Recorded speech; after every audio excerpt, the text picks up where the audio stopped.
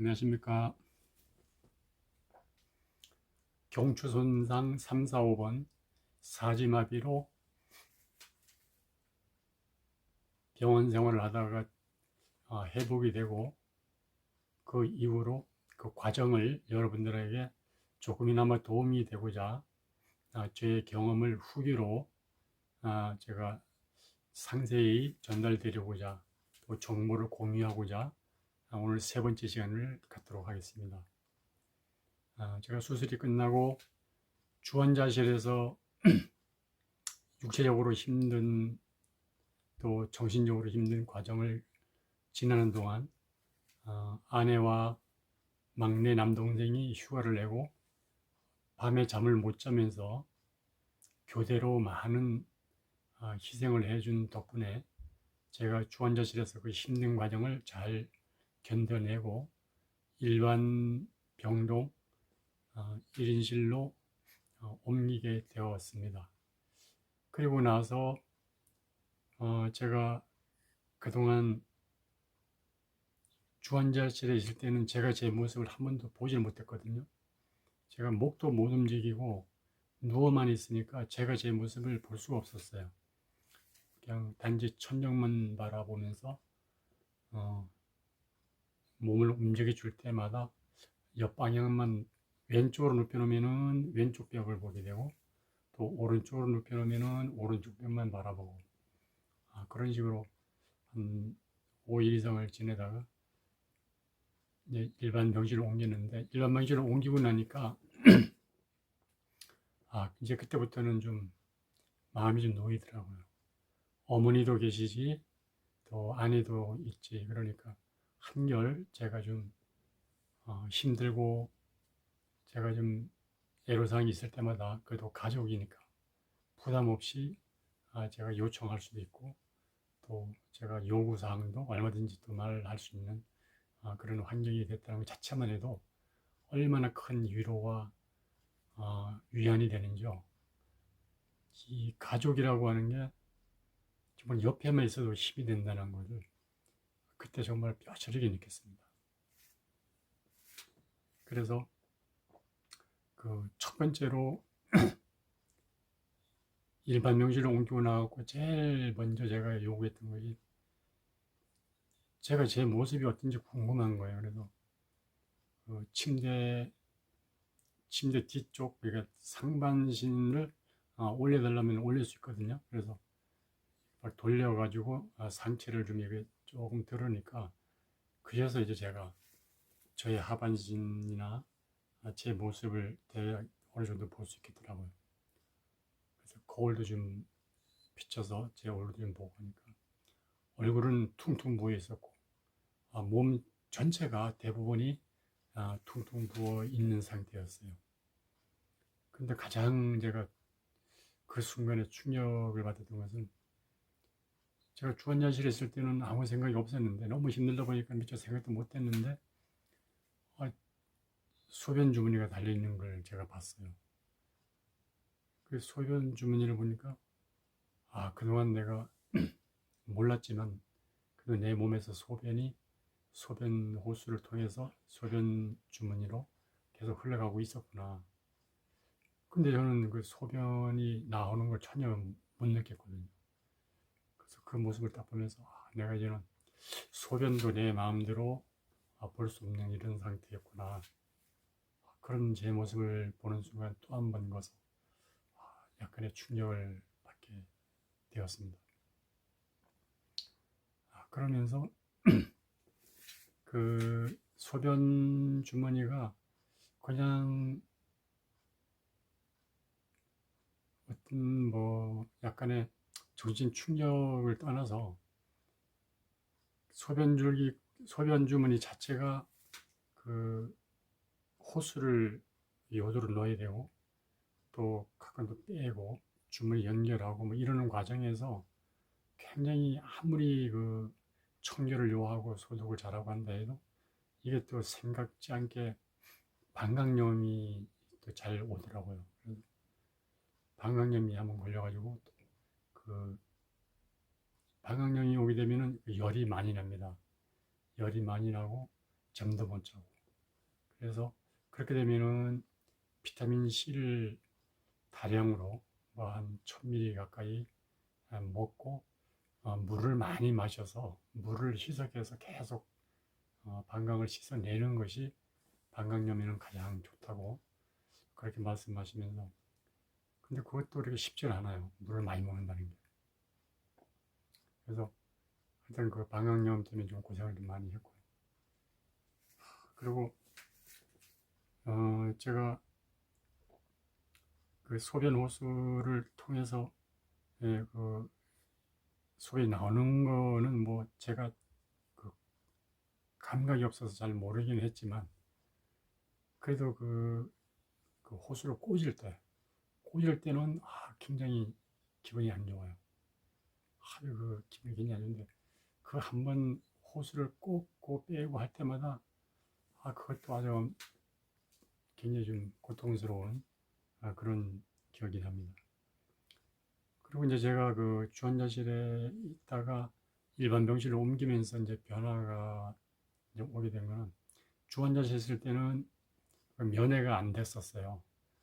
면회가 안 되다 보니까 일반 병실로 옮기면서 그동안 병문안을 오려고 했던 뭐 회사 관계자, 동료들, 또 주변의 지인들, 또 가족, 형제들, 또 뭐 각지에 있는 친척분들, 이 모든 분들이 막 한 주환자실에 있는 동안을 계속 연락을 받고 못 오다 보니까 일반 병실로 옮겼다는 얘기를 듣고는 막 갑자기 막 몰려드는 거예요. 그래서 병원 측에서 환자의 안정을 위해서 아, 그 면회는 하루에 일정한 시간 정해서 그 소수 인원만 제한을 좀 해달라고 요청을 했지만, 그래도 뭐 지방에서 어른들, 친척 어른들도 오시고 하는데 또 이런 분들을 지방에서 하는데 또 그냥 가기도 그렇고, 그러다 보니까 막 또 오시는 또 친척 어른들 뵈면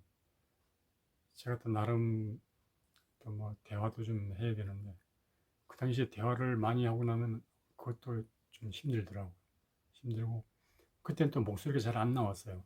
제가 오늘은 약간 목이 좀 잠겨 있는 상태인데, 그 당시에 목이 잠기면은 그게 목소리 잘 안 나오고 좀 힘들었던 적이 있었어요. 그래서 그 병문안 오는 그 방문객들을 그 당시에는 막 이렇게 좀 최대한 좀 분산해서 좀 와달라고 그렇게 요청을 하면서 했던 기억이 납니다.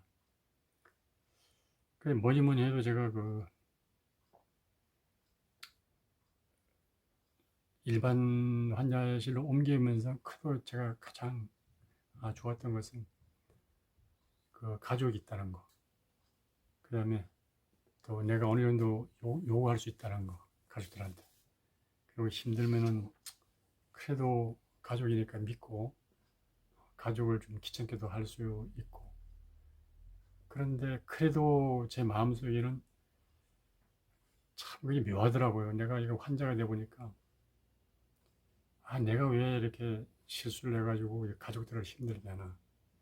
최대한 가족들한테 힘들지 않게 하려고 참 애를 쓰는 내 모습을 발견하게 됐어요. 그래서 또 한편으로 생각하면 내가 이렇게 힘든데 그래도 가족한테는 내가 이렇게 있는 그대로 얘기를 하고 좀 힘들면 힘들다 해달라고 하는 거 요청도 하고 하면 될 텐데, 그게 또 마음대로 그렇게 잘 안 되더라고요. 그래서 참다 그냥 너무 힘들면 또 얘기를 하게 되고, 하여튼 그런 식으로 이렇게 많이 좀 애로사항 아닌 애로사항이 있었어요. 그래서 제가 첫 번째하고 두 번째, 오늘 이제 세 번째지만은 제가 이렇게 힘들었다는 얘기를, 또 고통스러웠다는 얘기를 좀 상세하게 사실은 세 번에 걸쳐서 많이 했던 그 한 이유는, 제가 가장 첫 번째는 저처럼 움직이지 못하는 사지 마비가 됐던 환자들에게는 너무나 힘들고 어떻게 표현하기도 힘들고 또 표현을 한다고 해도 또 100% 만족이 안 되고 이런 애로사항이 너무 많다는 것을 제가 사실 강조하고 싶어서 더 이렇게 말씀을 드리는 부분도 있거든요. 그래서 이 영상을 보시는 그 환우분들이나 아니면은 가족분들, 특히 또 간병인들 분, 이런 분들은 좀 이해를 돕고자 제가 다시 한번 부탁을 드리는데, 아무리 힘들어도 환자만치면 힘들지 않을 겁니다. 정말 환자는 참고 하다가 뭐 부탁도 하고 요구를 하는 거 하거든요. 또 그럴 수밖에 없는 또 그런 심정이 또 되고요. 그런 걸 이해하신다면 그 주변에서 간호하시는 보호자분들, 특히 간병인 되시는 분들은 그 환자가 요구하는 것들을 얼마나 힘들으면 저렇겠나. 그리고 지금 얘기하는 것이 나를 귀찮게 하려고 하는 것이 아니라 나름 최대한 배려를 하고 최대한 인내를 하다가 너무 힘들어서 하는 얘기니까 환자가 얘기하는 건 무조건 들어주자, 이런 마음을 좀 헤아려 주셨으면 해서 제가 이게 장신에 걸쳐서 그 힘든 과정을 제가 소상히 이렇게 표현을 했습니다. 그 점 충분히 좀 양해해 주시기 바라고요.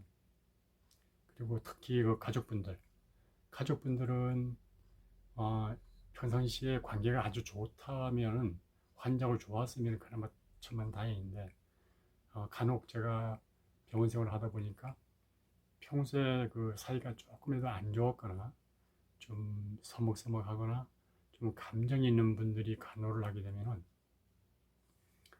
상당히 좀 예민해지고 신경질적이 되고 서로가 이게 마음의 상처를 주는 그런 대화가 상당히 오고 가더라고요.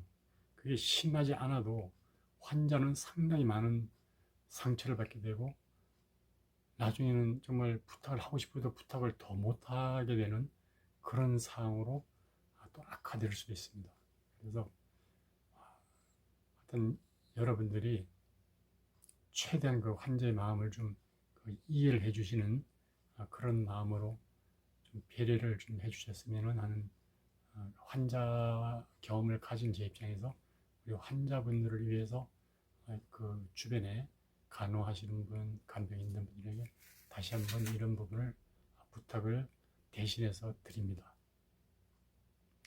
그래서 저는 그 2시간 동안 이렇게 몸을 좌측으로 우측으로 돌려주고 자꾸 몸을 마사지 해주고 할 때 그걸 단지 처음에는 그 환자의 그 힘들고 뭐 몸이 쑤시고 저리고 통증이 오고 막 불편하고 이런 부분들을 해소해 주기 위해서 그렇게 해주는, 그게 가장 큰 목적인 줄 알았거든요. 근데 나중에 좀 지나면서 알게 됐는데, 사실 그 사지마비가 돼가지고 몸을 움직이지 못하는 분들한테는 가장 첫 번째로 조심해야 될 부분이 이 욕창입니다. 그래서 이 욕창은 정말 한번 걸리게 되면은 일단 재활 치료를 받기가 어려워져요. 왜냐하면 욕창을 한번 생기게 되면 그 욕창이 자꾸만 깊어지고 옆으로 번지면서 그 상처가 커지는 그런 특징이 있거든요. 근데 또 생각보다 빨리 낫지 않습니다. 왜냐하면 움직이질 못하고 자세가 한쪽으로 이렇게 눌려지고 그러다 보니까 이 혈액순환이 잘 안 되는 거예요. 이 혈액순환이 잘 안 되니까 또 상대적으로 이 상처가 잘 아물지를 못해요. 그래서 한번 욕창에 걸리게 되면은 재활 운동을 포기를 하고 재활 운동을 딱 중지를 하고 욕창을 먼저 치료를 다 해서 욕창이 나야 그때 이제 재활이 다시 또 시작이 됩니다. 그렇지 않고 욕창이 낫지 않은 데서 재활을 하게 되면은 재활을 훈련하고 재활 운동을 하는 과정에서 그 욕창이 또 막 더 찌개질 수도 있고 또 그 주의가 또 더 악화될 수 있고 이렇게 악순환이 되기 때문에 하여튼 어쨌든 간에 그 마비 환자들은 욕창은 안 걸리도록 사전에 조심조심 또 조심해야 됩니다. 그리고 이 욕창이 단순한 그 상처로 끝나는 것이 아니고 욕창이 또 감염이 돼갖고 더 안 좋은 악화가 될 수도 있고요.